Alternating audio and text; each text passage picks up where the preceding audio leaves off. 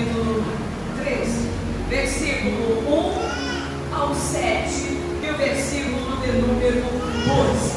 A igreja que estava em Antioquia havia alguns profetas e doutores. Havia alguns profetas e doutores, a saber, Barnabé, esse mesmo chamado Lígia, Elúcio, Cirineu e Manaém, que foi criado com Herodes, o tetrarca e Saulo.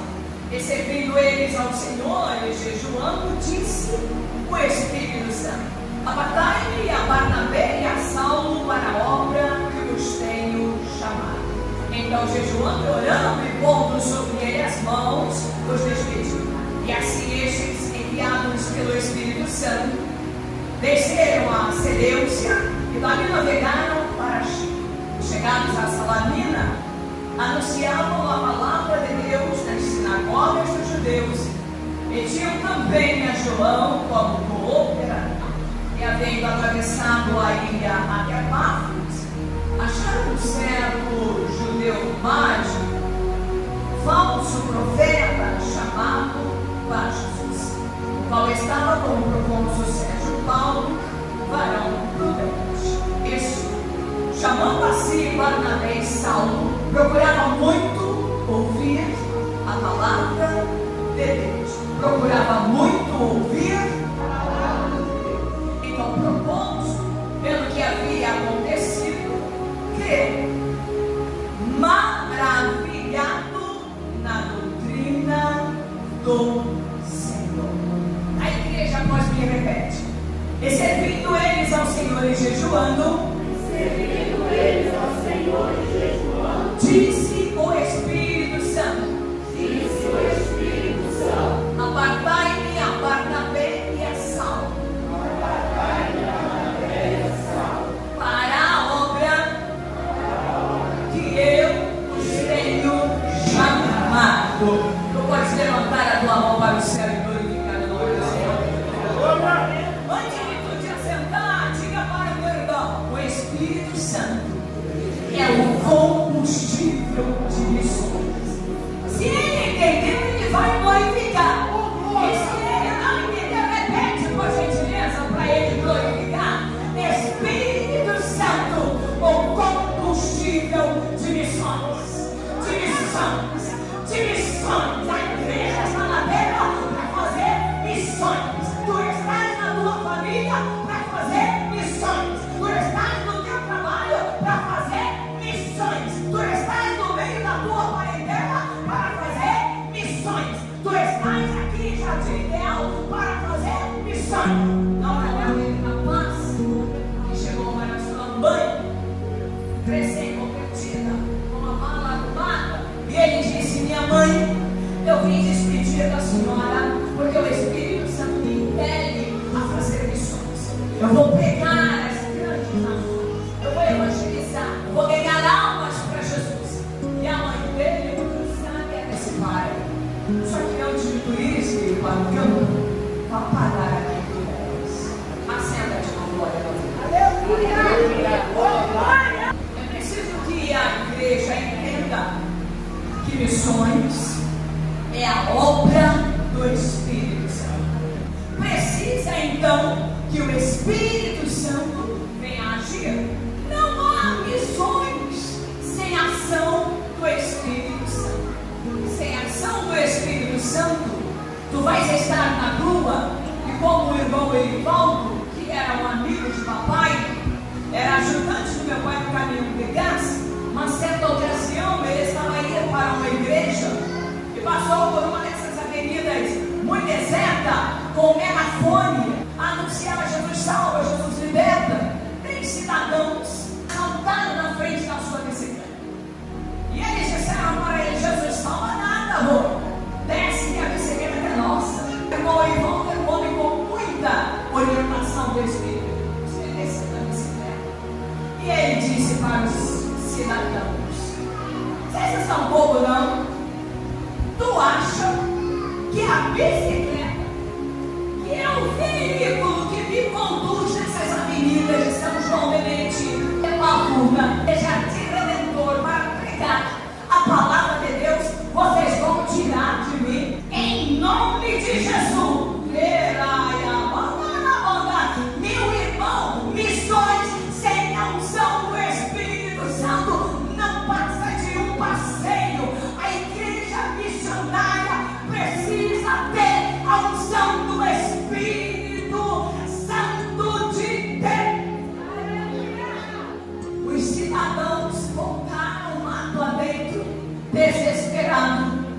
o Ivaldo continuou com a bicicleta. Quando Lucas faz esse relato, ele traz algumas verdades para a igreja dos dias de hoje. No capítulo 9 de Atos, Deus revela a Pedro uma mensagem extraordinária sobre os gentios e o evangelho. A igreja do Senhor não vive de escolhas próprias. A igreja do Senhor vive pela orientação do Espírito Santo de Deus. Porque quando Ele fala, quando Ele manda, Ele se responsabiliza. Os irmãos pegaram essa palavra. Será que toda a igreja vai pegar essa palavra? Quando Ele fala, Ele se responsa. Às vezes, nós queremos olhar certas pessoas e trazer, rotulá-las e dizer: essa não, esse não. Mas a salvação é para todos. A Bíblia diz, a João 3,16, que Deus amou o mundo de tal maneira para que todo aquele que nele crê não pereça, mas tenha a vida eterna. Então, depois que ele tem essa visão, Deus mostrou para ele que além do homem, ele devia chamar de comum ou de imundo. Porque para cada um de nós, Deus tem uma chamada. Para cada um de nós, Deus tem uma libertação. Para cada um de nós, Deus tem uma transformação. Quem foi Pedro? Pedro foi um homem bravo. Pedro foi um homem que negou a Jesus. Quem dizem? Os homens. Você não fica no pó. Uns dizem que tu és Elias. Outros dizem que tu és Jeremias. Outros dizem que tu és o profeta. Agora eu quero perguntar para a igreja em Jardintel: quem dizem os homens? Quem dizem a Rua Ney Pedroso? Quem dizem o bairro de Jardintel? Quem dizem a tua parentela? Quem dizem os teus vizinhos ser o filho do homem, o salvador dessa igreja? Ele salta no meio dos 12 e diz: tu és o Cristo, o filho do Deus. Tu és o Cristo, o filho do Deus. Jesus entendeu que Pedro entendeu qual era o propósito de ele ter caminhado com eles há tanto tempo. Pedro, não foi a carne, nem foi o sangue que nos revelou, mas o meu Pai que está nos céus. Eu te digo que tu és Pedro. E sobre esta pedra edificarei a minha igreja, e as portas do inferno não prevalecerão contra ela. Não prevalecerá contra a minha igreja em Jardintel. Não prevalecerá contra os crentes da minha igreja. Não prevalecerá contra a família da minha igreja. Não prevalecerá contra o pastor da minha igreja. Não prevalecerá contra os obreiros da minha igreja. Não prevalecerá contra a minha igreja. Tem uma meia dúzia de crentes foi então que o Espírito de Deus trouxe a mente dele a visão que não tinha lá, nem para Pedro, daquele lençol como um vaso que descia e vinha até os teus pés. Eu quero salvar os gentios também. Quem são os gentios? Aqueles que não são judeus, que não são da linhagem da promessa. Somos nós. A bênção da salvação foi estendida para as nossas vidas. Nós não merecíamos. Quem éramos nós? Eu lembro de uma ocasião, papai foi evangelizar assim que ele foi trazido para cá. Ele foi evangelizar uma casa. Toda a igreja que o papai chegava, que tinha algum casal, anos a fio, com filhos, netos, que não fossem casados, meu pai casava. Quem conheceu meu pai sabe.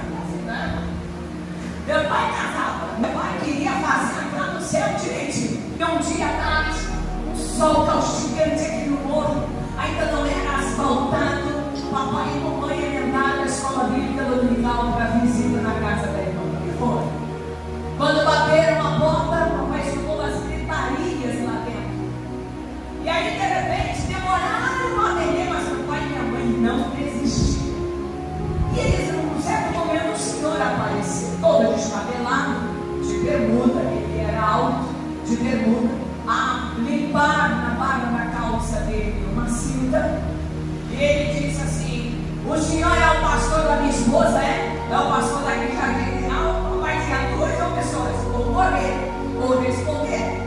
E mamãe ali ligada, né? Tensa, mamãe preferiu que papai responder que era. Ele falou assim: pastor, o senhor me desculpa demorar a atender, mas é que eu estava a corrigir a minha família.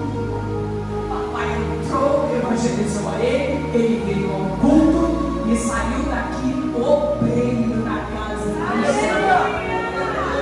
Porque missões tem que ter unção, tem que ter autoridade do Espírito Santo, porque senão Satanás vai envergonhar a igreja. Mas o crente cheio da autoridade de Deus não tem demônio que envergonha ele, porque quem nos chamou garante a nossa ida e a nossa volta. Como combustível, o Espírito Santo ele trabalha em harmonia. Deus já estava dizendo para Pedro: há de vir um gentil que através dele eu vou salvar muitas vidas. Eu tenho a obra da salvação, não só para a minha igreja, mas para o mundo que está lá fora. Eu tenho salvação, não é só para tu, mas é para a tua mãe, é para o teu pai, é para a tua nora, é para o teu genro, é para a tua família. Lucas relata a perseguição aos seguidores de Jesus que é promovida por Herodes. Após a morte do diácono Estevão, por apedrejo a meio de Jerusalém, os crentes começaram a fugir para a região norte, onde teve como resultado a fundação da igreja na Antioquia. A Antioquia, ela era a terceira maior cidade do Império Romano. A história da igreja da Antioquia está intimamente ligada à história do cristianismo. O ponto central onde os missionários eram enviados para os gentios, provavelmente após a grande comissão, em Jerusalém, na sua própria casa, na Judéia, no seu país, em Samaria, em todas as cidades ligadas ao seu país. Para aí, não. Jesus disse, Lucas escreve, até os confins da terra. Ou seja, a incumbência da igreja é pegar o evangelho até o fim da nossa caminhada. Essa cidade da Antioquia foi a cidade onde, pela primeira vez, os seguidores de Jesus passaram a se chamar cristãos. Paulo inicia as suas 3 viagens missionárias. No capítulo 12, o verso 12, Tiago, igual que João, é decapitado, degolado. No verso 4, Pedro, o líder da igreja primitiva, agora é preso.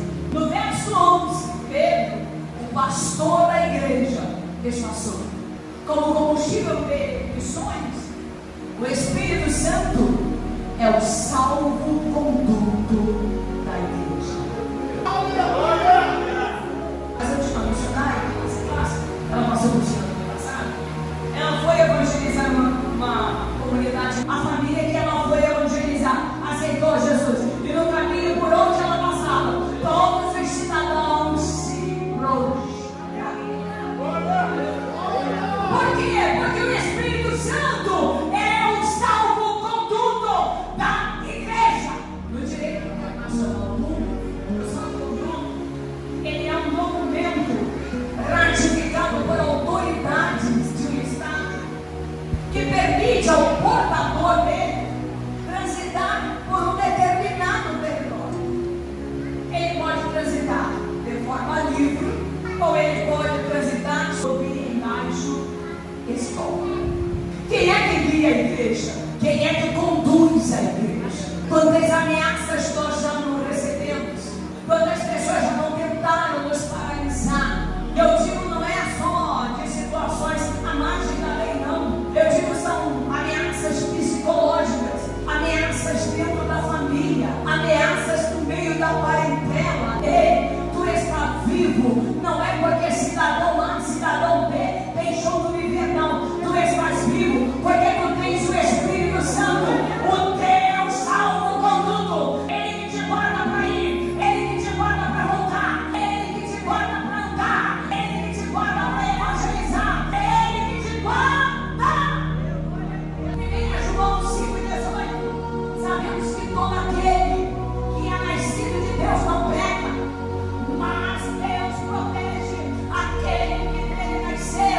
e o maligno não toca nele.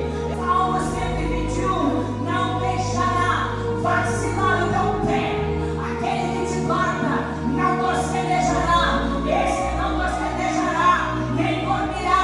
O guarda de Israel, o Senhor guardará a tua entrada, o Senhor guardará a tua saída, o Senhor guardará a tua alma, o Senhor te guardará de todo mal. Salmo 27, o salmista diz: o Senhor é a minha luz e a minha salvação, a quem temerei? O Senhor é a força da minha vida, a quem merecerei? Quando os malvados, os meus adversários, investiram contra mim para comerem as minhas carnes, eles é que tropeçaram e caíram. Posso melhorar? Salmos 91, 7. 1000 cairão ao teu lado, 10.000 à tua direita, mas tu não será atingido, porque Deus tem dado ordem aos anjos dele. Deus tem dado ordem aos anjos de Deus. Eu vou melhorar isso aí para tu glorificar. Deus tem dado ordem aos anjos dele para te guardarem por onde tu passar. Já no capítulo 13, nós vamos encontrar a virada do trabalho missionário e o papel do Espírito Santo. A igreja de Antioquia, ela tinha profetas, que eram aqueles que traziam as revelações de Deus, e tinham também os autores, que eram aqueles que explicavam as revelações de Deus, que é dada pelos profetas, e ajudavam as pessoas a aplicá-las em sua vida. A igreja está a crescer. Eles estavam a servir ao Senhor e a jejuar. Versículo 1, nós vamos ler os 5 nomes de 5 homens ilustres da igreja: Barnabé, Simeão, Lúcio, Manaém e Saulo. Mas o Espírito Santo escolhe tão somente 2, porque eles estavam capacitados para fazer a obra. Não é de qualquer jeito que se faz missões. Eu achei, eu tenho uma chamada, Deus me mandou ir ao campo. Ir ao campo fazer o quê, meu irmão? Se tu não tiver a unção, como eles fizeram lá na igreja de Antioquia, ungiram e puseram as mãos sobre a cabeça de Barnabé e de Saulo, essa atitude das autoridades espirituais estava a dar a Saulo e a Barnabé legitimidade, legalidade diante de Deus e da terra, assim como Jesus fez, deu autoridade através do Espírito Santo a Saulo e a Barnabé. Nesta noite Ele está a te dar, Ele está a dar a igreja em Jardim Ideal, para que quando pregarem a palavra de Deus, toda corrente seja arrebentada, todo laço seja cortado, todo demônio parta em retirada para o inferno, porque a salvação chegou, a salvação chegou. Como combustível de missões, o Espírito Santo é que faz a seleção, não precisa de indicação. Ai, que olhei!